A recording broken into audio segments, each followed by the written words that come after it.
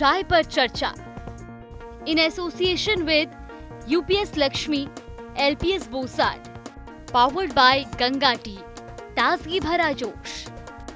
नमस्कार, जनता टीवी देख रहे हैं आप और मैं हूं आपके साथ जागृति खंतवाल। स्वागत है आपका हमारी खास पेशकश चाय पर चर्चा में। और आज हमारे साथ चर्चा करने के लिए मौजूद हैं समीक्षा पवार जी। बहुत बहुत स्वागत है मैम। धन्यवाद। सबसे पहला प्रश्न तो आज यही करना चाहूँगी कि राजनीतिक परिवार से हैं, पिताजी राजनेता हैं, पति भी राजनीति में हैं, किस तरह का माहौल होता है घर पर? देखिए, सुबह से लेकर रात तक हमारे घर में बहुत ही अच्छा, बहुत ही खुशहाल माहौल रहता है। सुबह होते सारी देवजन जो हमारी जनता है तो वो उनका आना जाना स्टार्ट हो जाता है। और मेरे पिताजी विधायक सुरेंद्र पवार जी और हम सब परिवार वालों की यही कोशिश रहती है कि हम किसी भी तरह से कुछ भी हम कोशिश करें, बट हम उनको निराश न जाने दें अपने घर से। तो चाहे उनकी पारिवारिक समस्या हो, चाहे उनकी आर्थिक समस्या हो, हम सब मिलकर ये कोशिश करते हैं कि वो निराश ना जाएं और हम जिस टाइप की मदद कर सकते हैं हम मदद करें उनसे। और परिवार की महिला होने के नाते मेरा ये फ़र्ज़ रहता है कि जो भी हमारे घर में सुबह, दोपहर, शाम, रात आए, बिना जलपान लिए वो हमारे घर से ना जा पाए। तो जनता के लिए हमारे घर के दरवाजे 24 घंटे खुले हैं और खुले रहेंगे। बिल्कुल। क्योंकि राजनीतिक परिवार से हैं तो कभी ऐसा मन में ख्याल आया हो कि अब मुझे भी राजनीति में कदम रखना चाहिए, या भविष्य में आप सोचती हों कि कभी राजनीति में मैं भी कदम रखूंगी? देखिए, जैसे आप सबको पता है, सोनीपत की जनता को भी सब पता है कि मेरे पिताजी विधायक सुरेंद्र पवार जी लोगों के सुख दुख में शामिल रहते हैं, उनकी सेवा में लगे रहते हैं। और अभी से नहीं, बहुत सालों से वो सेवा कर रहे हैं लोगों की। बस उनके नक्शे कदम पे हम भी लोगों के बीच में आना जाना हमारे भी लगा रहता है, सेवा का मौका हमें भी मिलता है। हम भी पूरी कोशिश कर रहे हैं कि हम लोगों के बीच में रहें, उनसे मिले जुले, उनकी सेवा कर सके जैसे भी हम कर सकते हैं। और अगर भगवान की कृपा रही, लोगों का आशीर्वाद ऐसे ही, प्यार और आशीर्वाद ऐसे ही हमारे पर बना रहा, तो महिलाओं की आवाज़ उठाने के लिए मेरी पूरी कोशिश रहेगी कि मैं जिस टाइप से मुझसे मदद हो सके मैं उनसे मदद करूं। समीक्षा जी, क्योंकि आप राजनीतिक परिवार से हैं, घर पर भी आप माहौल देखती हैं, गृहिणी हैं, बतौर एक गृहिणी और बतौर एक महिला आप क्या महसूस करती हैं मौजूदा समय में राजनीति में सरकार को किन मुद्दों पर फोकस करने की ज़रूरत है महिलाओं के लिए? राइट, देखिए, वर्तमान समय में महिलाओं के लिए तो बहुत मुद्दे हैं जिस पे सरकार को ध्यान देना चाहिए। बट सबसे 3 अहम मुद्दे जो मेरे मुताबिक हैं, पहला है महिला सुरक्षा, दूसरा है शिक्षा और तीसरा है रोज़गार। सो पहले पॉइंट की बात करें महिला सुरक्षा के लिए, तो जैसे मैं भी एक महिला हूँ, सूर्यास्त होता है तो मुझे लगता है 7 बज गए तो मुझे अपने घर के अंदर जाना है। ऐसी बहुत लड़कियाँ हैं, बहुत लेडीज़ हैं जो काम के लिए कॉलेज भी जा रही हैं, ऑफिस भी जा रही हैं। उनके अंदर एक डर बना हुआ है कि हमें कोई छेड़छाड़ ना हो जाए हमारे साथ, हमारे कोई चेन ना निकाल जाए, कोई कुछ ना निकाल जाए। तो वो एक डर बना हुआ है। तो वो सरकार कुछ उनको कोशिश करनी चाहिए कि वो ये चीज़ें, मतलब एक महिला के अंदर ये चीज़ें डर हटाए लोगों, मतलब महिला के लिए, ताकि वो काम पे जा सके, पढ़ाई कर सके, जो भी उनका मन करता है वो कर सके, टाइम ना देखते हुए सुबह, दोपहर, शाम, रात, जब भी वो जाना चाहें, बिना किसी भय के वो घर से बाहर निकले, काम करें, जॉब करें और फिर अपने घर में सुरक्षित वापस आ सकें। दूसरा पॉइंट है हमारा शिक्षा। एक महिला का शिक्षित होना बहुत ज़रूरी है। जैसे कि एक महिला 2 परिवार को संयोग के रखती है। जब एक लड़की पैदा होती है घर में, जब वो थोड़ी और बड़ी होती है तो वो माता पिता को शिक्षित करती है, ऐसी अपने बच्चों को शिक्षित करती है। तो और ऐसे ना जाने कितनी पीढ़ियों को एक महिला शिक्षित करती है। अब आप बच्चे स्कूल जाते हैं, एक टीचर शिक्षा देती है, प्रिंसिपल है वो शिक्षा देती है, आगे कहीं जॉब करती हैं तो एक लेडी है तो वो उनको शिक्षा देती है। तो महिला का शिक्षित होना बहुत ज़रूरी है। और अगर महिला शिक्षित होंगी, आत्मनिर्भर तो वो तभी हो सकती है। तो एक महिला का शिक्षित होना बहुत ज़रूरी है। तीसरा पॉइंट आया रोज़गार। वर्तमान टाइम में महिलाओं के रोज़गार की स्थिति बहुत दयनीय है।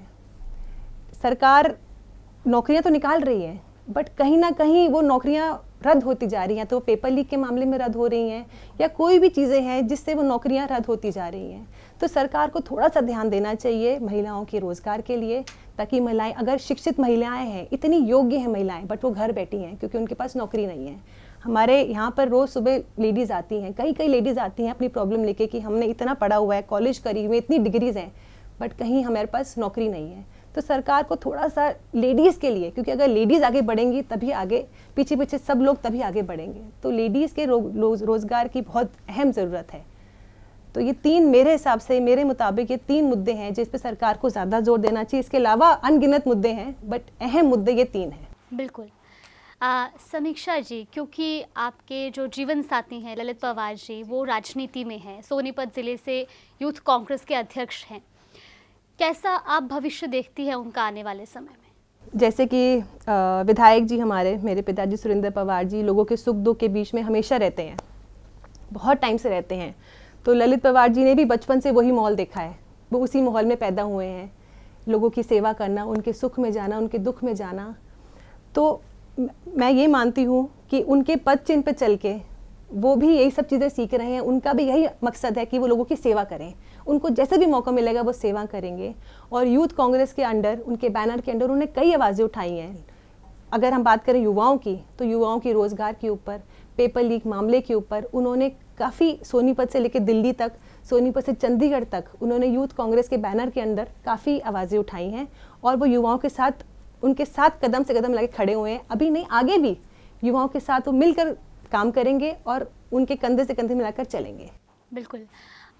समीक्षा जी, क्योंकि अब आप राजनीतिक परिवार से हैं, तो जो पति हैं वो भी राजनीति में हैं, लेकिन घर भी आपको संभालना है, कैसे आप बैलेंस करते हैं? क्योंकि आपको उन्हें भी समय देना है, फिर घर पे आप कहते हैं कि सुबह से लेकर शाम तक लोग आते जाते रहते हैं, बच्चे भी हैं, कैसे मैनेज करते हो आप सब? यही तो महिला की शक्ति होती है एक, तभी तो महिला और एक आदमी लोगों में यही तो डिफरेंस होता है। वो घर परिवार भी संभालें, बाहर का काम भी संभालें, बच्चे भी संभालें। ये ताकत भगवान ने महिला को दी हुई है, ये मेरे अंदर नहीं, हम सब महिलाओं के अंदर ये ताकत है कि वो सब चीज़ें मल्टीटास्क करने की ताकत है उनके अंदर। वो सब चीज़ें अपनी पूरी शक्ति के साथ लगाकर, किसी भी चीज़ में कॉम्प्रोमाइज़ ना करके, किसी भी डिपार्टमेंट में कॉम्प्रोमाइज़ ना करके, वो ये हर डिपार्टमेंट को भरी पूर्ति संभालती हैं और अच्छे से संभालती हैं। और ये सब गृहिणी की है, सब गृहिणी अपने घर में खाना भी बनाती हैं, बाहर काम पे भी जाती हैं, बच्चे भी संभालती हैं, घर परिवार भी देखती है। तो ये शक्ति हमारे अंदर, सबके अंदर है, ये मेरे अंदर नहीं, हम सब महिलाओं के अंदर ये शक्ति भगवान ने दी हुई है। बिल्कुल। समीक्षा जी, जब हमने शुरुआत में बात की तो आपने कहा कि घर पर जो माहौल होता है वो हर दिन ऐसा होता है कि लोग अपनी समस्याओं को लेकर आते हैं। अब चुनाव आने वाले हैं, चुनाव के टाइम पर कैसा माहौल रहता है? क्योंकि घर में भी भाग दौड़ ज़्यादा बढ़ जाती है और इतने सारे चुनाव प्रचार होते हैं, तो विधायक जी भी जाते होंगे। हम सब जाते हैं। हाँ। हम पूरा परिवार एकजुट होकर सुबह से रात तक लोगों के बीच में लोगों की सेवा करते हैं। हम सब, ये चुनाव के टाइम पे नहीं, ये 5 साल 10 साल 15 साल से ये चीज़ चल रही है। हम सब एज परिवार, एक फैमिली बन के हम लोग सब, जहाँ लेडीज़ का काम है वहाँ मैं और मेरी माता जी जाती हैं, जहाँ विधायक जी जाते हैं, ललित पवार जी जाते हैं, तो वहाँ हम सब मिलकर लोगों के बीच में ही रहते हैं। ये अभी का नहीं है कि हमें इलेक्शन आने वाले हैं तो हमें थोड़ा और लोगों के अंदर जाना है। हम सालों साल से काम करते आ रहे हैं, लोगों से जुड़े रहने का, उनसे मिलने का, उनकी प्रॉब्लम डिस्कस करने का। और मैं ये मानती हूँ कि अगर मेरे पिताजी के अंदर ये हुनर है कि वो लोगों की परेशानियाँ दूर कर सकते हैं तो करनी चाहिए, और वो भली भांति बचपन से ये काम कर रहे हैं। बिल्कुल। कांग्रेस ये दावा भी कर रही है कि आने वाले समय में हरियाणा में कांग्रेस की सरकार होगी। बतौर एक महिला आप क्या उम्मीदें रखती हैं कि अब जो महिलाओं के लिए विशेष तौर पर, चाहे हम रोजगार के क्षेत्र की बात करें, कौन कौन से वो अवसर हैं जो महिलाओं को दिए जा सकते हैं? मैंने आपको, अवसर तो बहुत सारे हैं, मुद्दे भी बहुत सारे हैं, बट जो मेन, अगर कांग्रेस की सरकार आई तो सबसे मेन 3 जो मैंने आपको पॉइंट्स पहले बताए, सुरक्षा, शिक्षा और रोजगार, इन पे हमारी सरकार काम करेगी और महिलाओं को आत्मनिर्भर बनाएगी। अगर आत्मनिर्भर महिलाएं बन गई तो वो चांद फिर दूर नहीं है। तो वो हमारी यही प्रयास रहेगा कि हम महिलाओं के ऊपर सबसे ज़्यादा काम करें, बच्चों के ऊपर, युवाओं के ऊपर, जिन्होंने देश को आगे लेके जाना है, हम उन पे काम करें ज़्यादातर। तो युवाओं और महिलाओं का ही हमारा मेन मोटिव है कि हम उनको रोजगार दें, उनको शिक्षित बनाएं, उनको आत्मनिर्भर बनाएं। समीक्षा जी, अभी हाल ही में लोकसभा चुनाव हुए, किस तरीके का अनुभव आपका रहा? क्योंकि सोनीपत से तो कांग्रेस के जो सांसद हैं उनकी जीत हुई है। जी, हम सब ने, परिवार वालों ने, हम सब ने, सतपाल ब्रह्मचारी जी, जो महाराज सतपाल ब्रह्मचारी जी जो MP बने हैं इस बार कांग्रेस से, उनके इलेक्शन में हम सब ने जी जान लगा दी। मेरे परिवार ने, पूरी जनता ने, जो हमारे साथ जो लोग जुड़े हुए हैं, हमारे फ्रेंड सर्कल हो गया, हमारे आसपास के रिश्तेदार हो गए, जो हमारे जो भी नॉन लोग हैं, उन सब ने जी जान लगाकर, सोनीपत की जनता ने बहुत हमें आशीर्वाद दिया वोटों के रूप में। और हमें विजयी बनाया।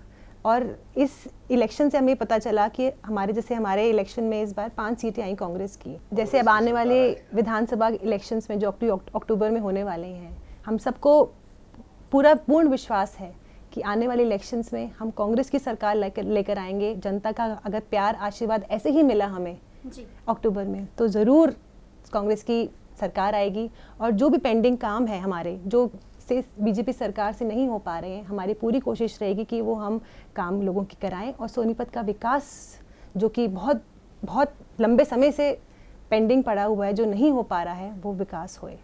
बिल्कुल समीक्षा जी, हमने जाना कि महिलाओं को लेकर के भी आपके क्या विचार हैं, और जब जनता के बीच में जाते हैं तो सबको अनुभव होता है कि ये राजनीतिक परिवार से हैं। तो कभी ऐसा हुआ कि कोई महिलाएं आपको मिली हों किसी फंक्शन में या कभी किसी पब्लिक प्लेस में और उन्होंने आपके सामने अपनी समस्याएं रखी हों कि आप इन बातों को विधायक जी तक पहुंचाइएगा?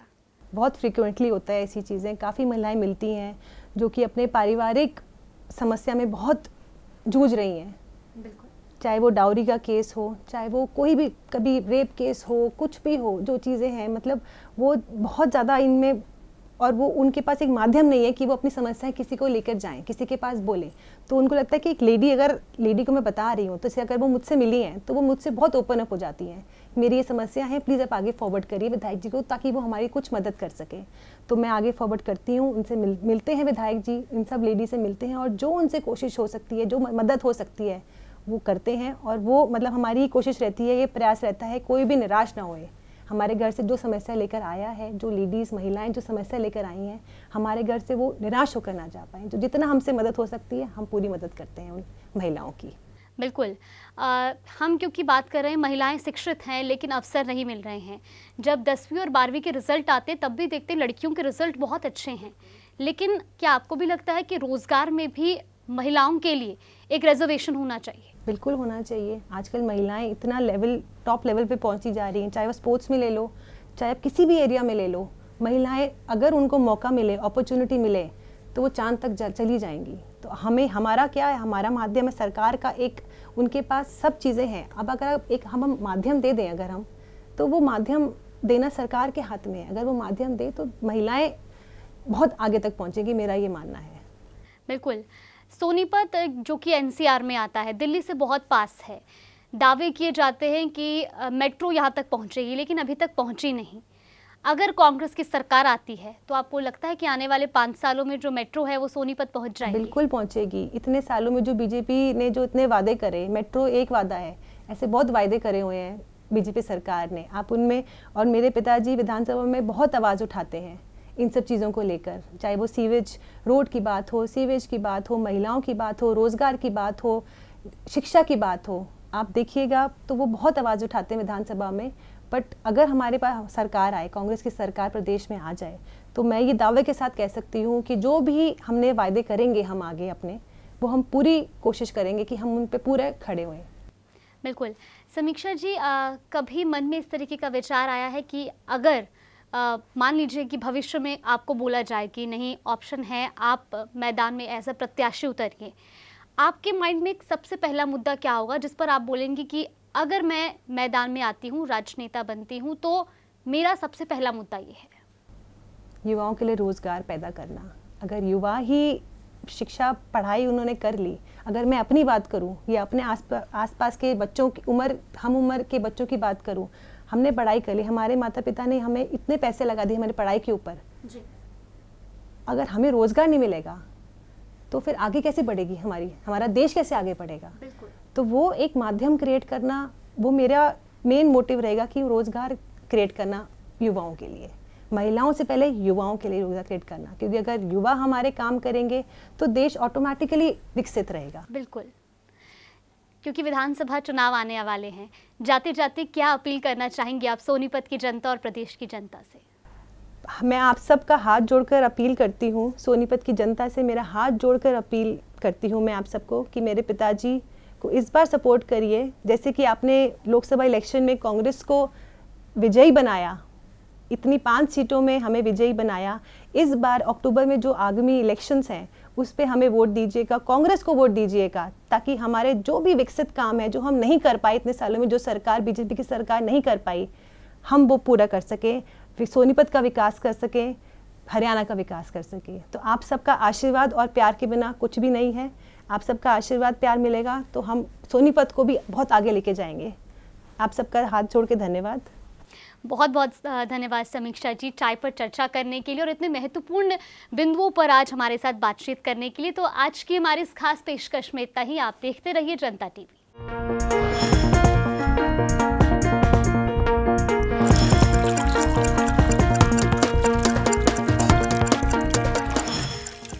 चाय पर चर्चा in association with UPS Lakshmi, LPS बोसाट, पावर्ड बाय गंगा टी, ताजगी भरा जोश।